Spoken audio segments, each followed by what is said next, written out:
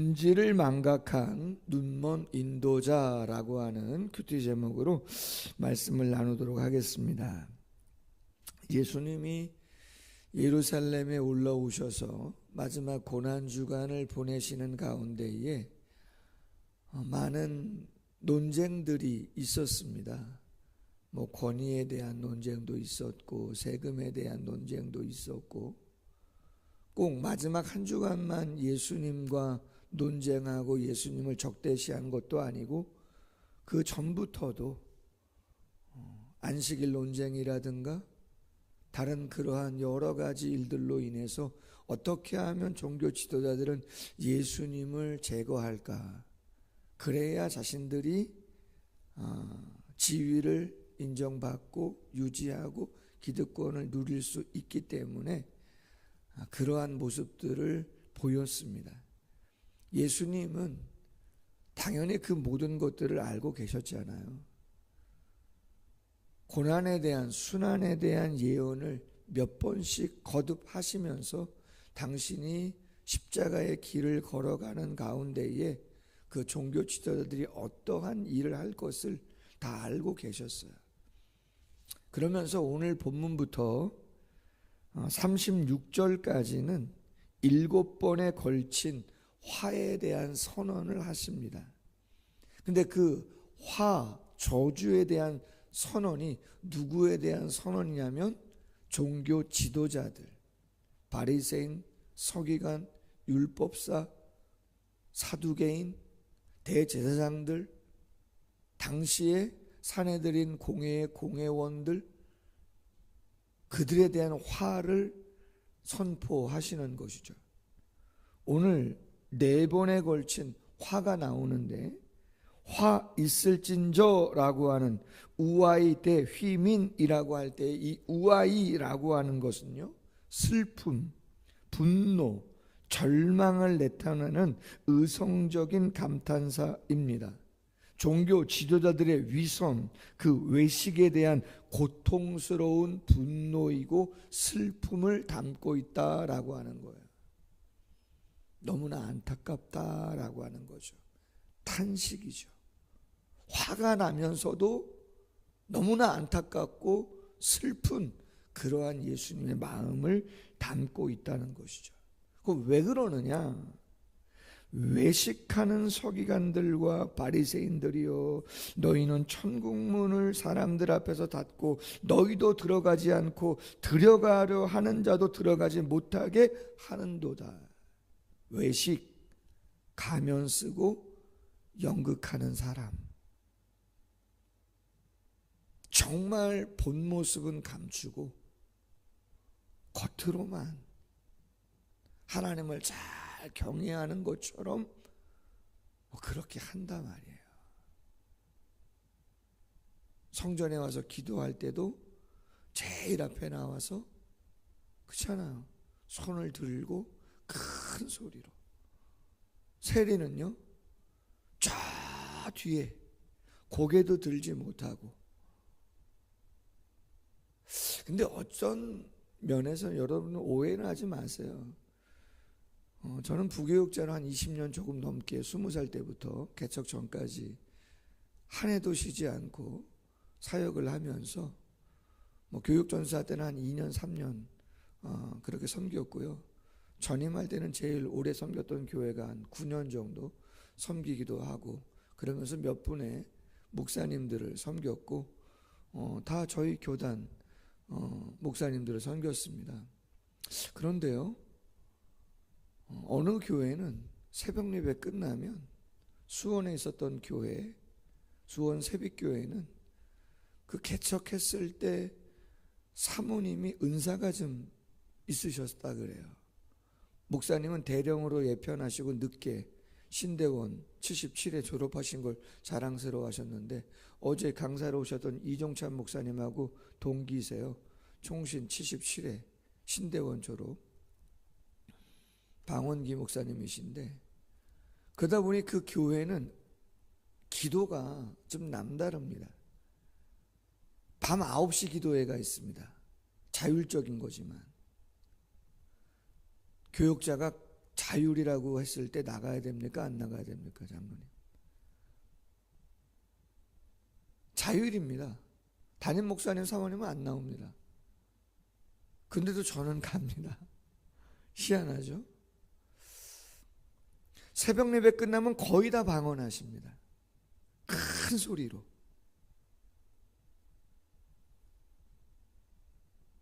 스바스바 스바스바 샤키샤키 샤키샤키. 지금도 제 귓가에 방언하시는데 저는 무슨 뜻인지는 모르겠는데 지금도 그 방언이 기억나요. 스바스바 스바스바 샤키샤키 샤키샤키. 부교육자 나오기 전에 사역했던 성서교회, 거기는 조용합니다. 책장 하나 넘어가는 것도 소리가 다 들릴 정도로, 그 넓은 본당에, 수백석 본당에. 어느 게 맞는 거예요? 맞고 틀리는 게 있는 거예요? 여러분, 절박하면 소리 지를 수 있는 거죠. 불났는데, 내 아들이 지금 물에 빠졌는데, 아니에요? 표현은 이렇게도 할 수 있고 저렇게도 할 수 있는 거죠. 그걸 다 품으시는 것이 맞는 거죠. 이것이 옳고 저것이 그렇다라고 이야기하는 것이 쉽지 않은 거예요. 소리도 지를 수 있는 것이고 조용히 기도할 수도 있는 거죠. 중요한 건 뭐라는 거예요? 외식이 안 된다는 거죠. 하나님은 진심을 원하시는데 진심을 보인 적이 한 번도 없다는 거예요. 뿐만 아니라 제일 중요한 것은 구원이라고 하는 것, 죄사함, 하나님 나라, 천국에 가는 것은 행위로 가는 게 아니고 믿음으로, 은혜로, 십자가와 부활의 능력을 의지해서 가는 건데, 이 바리새인과 서기관, 종교 지도자들은 아니라는 거죠. 행위로 가는 것처럼 강조한다는 거예요. 자기들도 못 가고 가려고 하는 사람도 막을 수밖에 없는 참 안타까운 자들이다라고 하는 거죠. 천국의 문을 앞에서 닫아놨잖아요. 믿음과 은혜로 가는 건데 그렇게 안 하면 못 들어가는 것처럼 정죄하고 판단하잖아요. 자기들도 들어가지 않을 뿐더러 예수님을 믿지 않을 뿐더러 너무나 안타깝다는 거죠. 두 번째 15절, 화 있을진저 외식하는 서기관들과 바리새인들이여, 너희는 교인 한 사람을 위하여 얻기 위하여 바다와 육지를 두루다니다가 생기면 너희보다 배나 더 지옥 자식이 되게 한다. 유대 역사 중에 한 명인 요세푸스라고 하는 사람에 따르면 예수님 당시 유대교는 이방인의 개종을 위해서 정말 애썼던 부분들이 많이 있었다고 기록을 남기고 있습니다. 이방인을 죄인 취급했지만 그 이방인들이 유대교라고 하는 그 국가 종교, BC 2세기부터 국가 종교화가 됐는데 그 유대교를 따르도록 하는 그 애씀은 남달랐다, 그렇게 기록을 하고 있단 말이야. 근데 중요한 건 뭐예요? 그렇게 한 사람을 얻기 위해서 바다와 육지에 두루다니며 애썼던 그들이 생기면 어떻게 한다고요? 배나도 지옥 자식이 되게 한다. 왜? 똑같이 외식하고 위선을 떨게 만드니 겉으로 보여지는 것만 생각하다 보니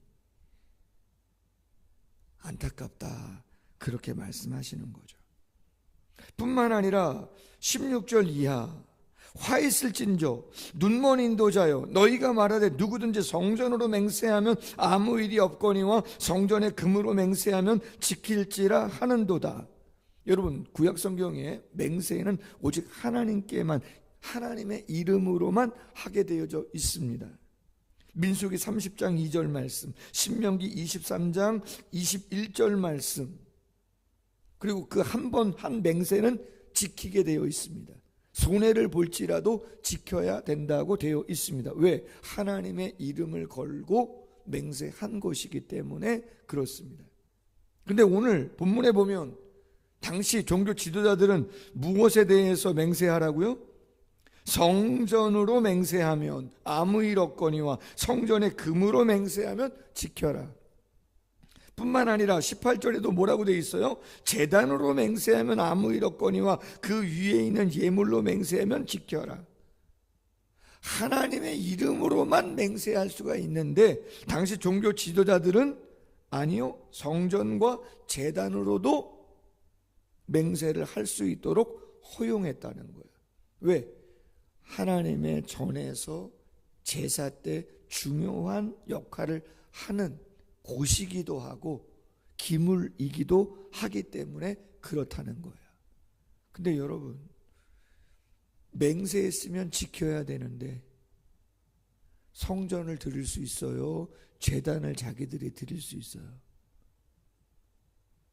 안 드리면 말고예요. 근데 뭐는 드려야 된다고요? 예물은 드려야 된다는 거예요. 웃기지 않아요?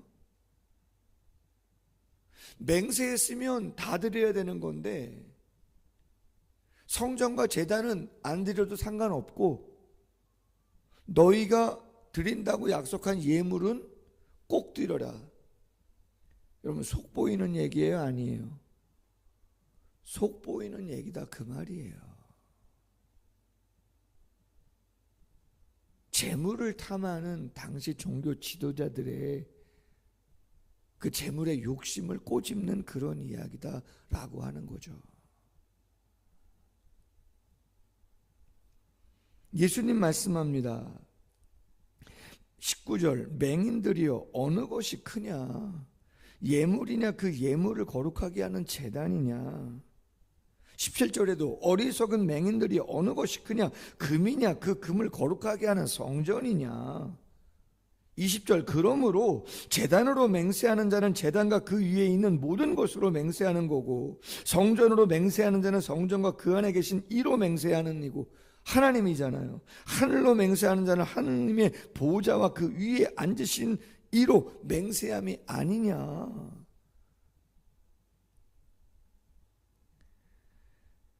그러하기에 재물을 탐하고 신앙의 본질적인 부분들을 약화하는 그들에 대해서 안타까워하는 예수님의 마음을 보여주죠. 네 번째 화죠. 화 있을 진저 외식하는 서기관들과 바리새인들이여 너희가 박하와 회양과 근처의 11조는 들이되 율법에 더 중한 바 정의와 긍휼과 믿음은 버렸도다. 그러나 이것도 행하고 저것도 버리지 말아야 할지니라. 회향, 박하, 근채. 박하는 향로식품이고요, 회양과 근채는 미나라가의 식물입니다. 양념으로, 약용으로 사용되었던 것들입니다.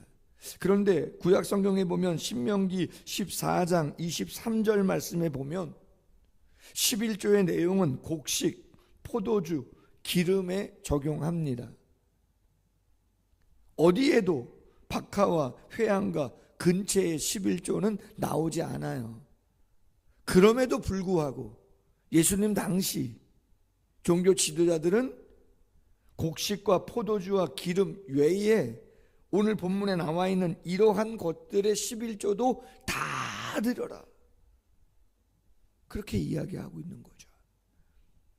쉽게 말하면 안식일에 밥하는 것도 일이고 제자들이 뭐 했다고요?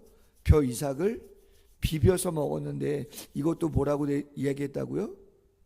타작하는 거다 말이야. 이랬다 말이야. 말씀은 원론적인 것을 이야기했는데 미슈나라고 하는 전통을 통해서 그것들을 더 구체화하면서 수많은 것들을 법으로 설정해 놓고 그것들을 강요하죠. 그게 더 하나님 잘 믿는 거라고 이야기하면서 그리고 그것들을 지켜야 구원받는 것이라고 이야기하면서, 그러면서 정작 뭘 버려요? 정의와 공의, 그리고 긍휼, 그리고 믿음을 버렸다는 거죠. 여러분, 저는 복음서를 묵상하면서 참 이럴 수 있는가라고 하는 거에 대한 생각을, 한편 손 마른 사람이라든가 아니면 다른 수많은 병자들이 나오는데 안식일에 예수님이 사람을 고쳐주잖아요. 그럼 여러분 생각해 보세요. 평생 장애인으로 살았는데 예수님이 그를 고쳐줬어요. 그럼 이웃으로, 내 식구가 아니더라도 이웃이더라도 기뻐할 일 아닙니까? 감사해야 될 일 아니냐는 거죠.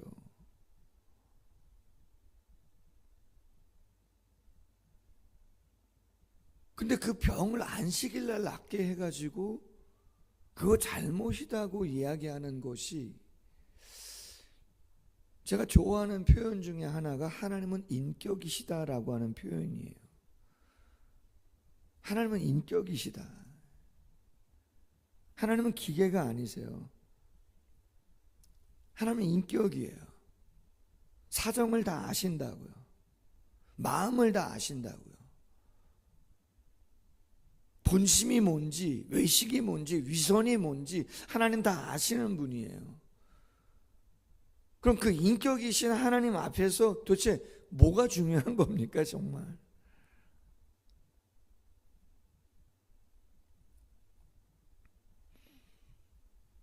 재미난 이야기가 24절인데, 맹인된 인도자, 종교 지도자를 말하는 거죠.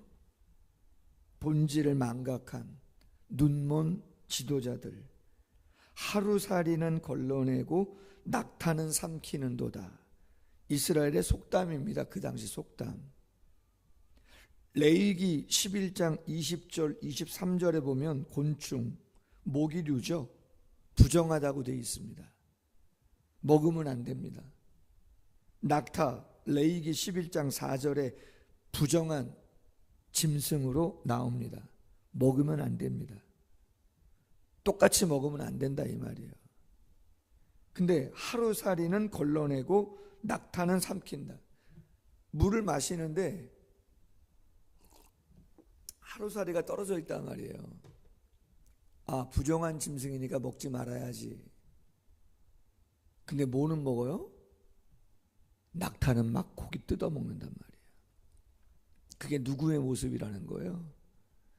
종교 지도자들의 본질적인 정말 중요한 것은 간과하고 눈에 보이는 물질과 관련된 것에 너무 마음이 가 있는 그들에 대한 책망인 것이죠. 신앙의 본질을 저희가 정말 놓치면 안 되죠. 그래서 여러분, 교회들마다 다 비전이 있고 사명 선언문이 있고 핵심 가치가 있고 다 그런 건 아니지만, 저희 교회를 보면 사명 선언문이 있잖아요. 하나님 사랑, 이웃 사랑. 또 뭐가 있어요? 지상 명령. 마태복음 28장 19절 20절에 있는 말씀. 위대한 계명, 사랑의 계명, 위대한 명령, 지상 명령을 실현하는 교회다. 예배와 훈련과 교제와 섬김과 전파의 사명을 감당하는 그 5대 비전이죠. 핵심 가치가 있습니다. 복음이죠. 행함으로 가는 거 아니라고요. 자랑으로 가는 거 아니에요. 복음으로 가는 거예요. 십자가와 부활. 본질이 뭐예요? 영혼이죠. 예배, 예수님 닮는 제자와 가정, 다음 세대, 하나님 나라, 7대 핵심 가치죠. 재정을 운영할 때 연관 계획을 짤 때, 우선순위를 정할 때 확인하는 것이죠. 필요한 거냐 이게? 해야 되냐 말아야 되냐? 써야 되냐 말아야 되냐? 그런 거죠. 고민해 봐야죠. 여러분, 오늘 본문에 화 있을진저라고 하는 이 표현은 신명기 11장 26절에 하나님께서 모세를 통해서 이렇게 말했어요. 내가 오늘 복과 저주를 너희 앞에 둔다. 여러분, 하나님의 말씀은 양면성이 분명히 있습니다. 지키면 뭐예요? 복이에요. 근데 안 지키면 아무것도 아닌 게 아니고 화입니다. 여러분, 하나님 말씀은 분명히 두 가지를 같이 갖고 있어요. 지키면 복입니다. 아멘? 안 지키면 화입니다. 선택은 우리가 합니다. 물론 기계적이지는 않습니다. 하나님은 인격이시기 때문에 상황을 알고 다 보고 계시기 때문에. 그러나 분명한 것은 하나님의 말씀이라고 하는, 계명이라고 하는 것은 그냥 보기 좋으라고 있는 것이 아니고 반드시 그것은 복과 화가 담겨 있는 것이기 때문에 우리가 믿음으로 순종하며 가야지, 알면서도 그것을 행하지 않는다는 것은 화를 자초하는 것임을 잊어서는 안 된다라고 하는 거예요. 뿐만 아니라 오늘 본문에 눈먼 인도자들에 대한 책망이잖아요. 구약성경 예레미야 23장 15절 말씀에 왜 지도자들이 이렇게 꾸중을 격하게 들어야 되느냐, 이렇게 되어 있습니다. 예레미야 23장 15절. 그러므로 만군의 여호와께서 선지자에 대하여 이와 같이 말씀하시니라. 보라, 내가 그들에게 쑥을 먹이며 독한 물을 마시게 하리니 이는 사악이 예루살렘 선지자들로부터 나와서 온 땅에 퍼짐이라 하시니라. 여러분, 악함이 누구에게부터 나온다고요? 선지자에게부터 나와서 어디로 흘러가요? 예루살렘 전체로 흐른다는 거예요. 왜 그렇습니까? 하나님의 말씀을 맡은 사람이 누구예요? 앞에 있는 저 같은 사람이란 말이에요. 저 같은 사람이 하나님의 말씀을 왜곡하고 곡해하면 듣는 성도님들이 그런 줄 알기 때문에 책임이 중하다. 그래서 여러분, 기도를 많이 해주셔야 돼요. 여러분들이 어떤 면에서는 긍휼의 마음을 가지시고, 완벽한 사람이 없잖아요. 목사들도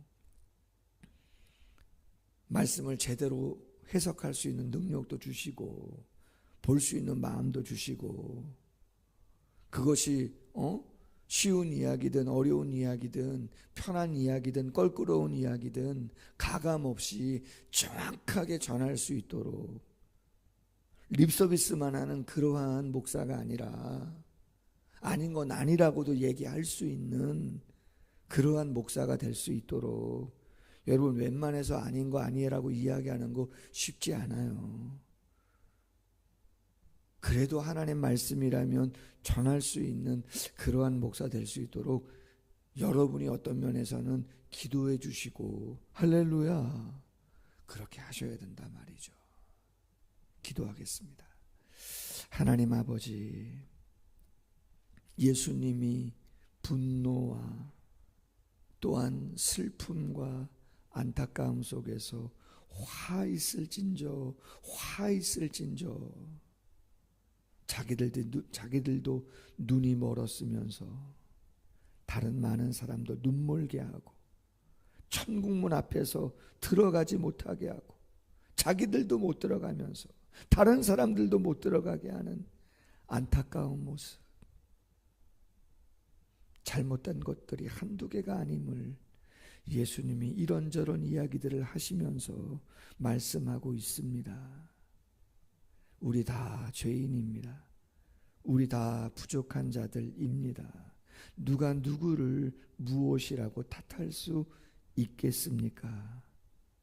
더 많이 위로하게 도와주시고 격려할 수 있도록 도와주시고 조금 더 참을 수 있도록 도와주시고 하나님의 말씀을 같이 묵상하며 같이 위로해주고 격려해주며 천국문 향하여 예수 그리스도의 십자가와 부활의 능력과 은혜를 힘입고 달려가는 하나님의 사람들 다 될 수 있도록 축복해 주시옵소서.